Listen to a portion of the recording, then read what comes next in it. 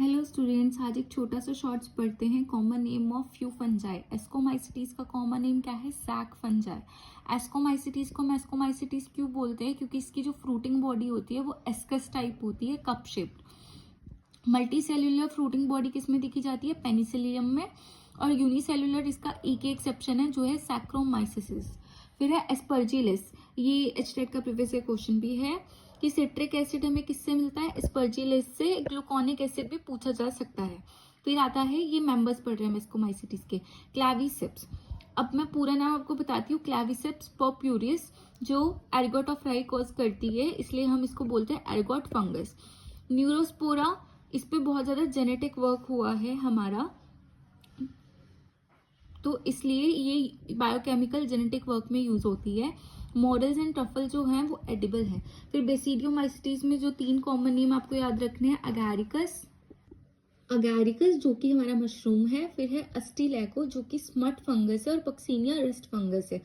ठीक है, ये आपको कॉमन नेम याद करने हैं जो आपको एनसीईआरटी से याद रखना है। फिर कुछ जो छोटी बातें आपको याद रखनी है कि एस्कोमाइसिटीज में सेक्सुअल स्पोर्स और असेक्सुअल स्पोर दोनों होते हैं।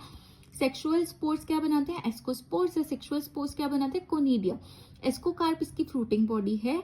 अगर हम सिंगल टर्म यूज करेंगे तो उसको हम बोलेंगे असाए, जो कि सैक लाइक स्ट्रक्चर है। और ये एस्कोस्पोर प्रोड्यूस कैसे करते हैं? एंडोजेनसली। और कोनिडिया जो है वो एक्सोजीनियसली, मतलब बाहर की तरफ डेवलप होता है। कोनिडियोफोर्स कोनिडिया पे प्रोड्यूस होते हैं। अब जो बातें आपको बेसिडियोमाइसिटीज की याद रखनी है कि डोलिपोर सेप्टा कैरेक्टरिस्टिक फीचर किसका है? बेसिडियोमाइसिटीज का। इसका जो माइसीलियम है वो कैसा है? ब्रांच्ड एंड सेप्टेड, मतलब लाइन से वो अलग है। इसमें हमें मशरूम्स, ब्रैकेट फंजाई और पफ बॉल्स देखने को मिलती हैं। असेक्सुअल स्पोर्स इसमें एब्सेंट होते हैं। वेजिटेटिव रिप्रोडक्शन इसकी फ्रेगमेंटेशन होती है। सेक्स ऑर्गन्स इसमें एब्सेंट होते हैं। अब एक छोटी सी लाइफ साइकिल जो हमें देखनी है, प्लाज्मोगैमी सेल, ऐसे सेल जिसमें प्लाज्मा प्रेजेंट है, उसमें हमने फ्यूजन किया डाइकैरियोटिक सेल्स का। डाइकैरियोटिक सेल ऐसे होते हैं जिसमें प्लाज्मा फ्यूज हो जाते हैं पर न्यूक्लियस फ्यूज नहीं होते।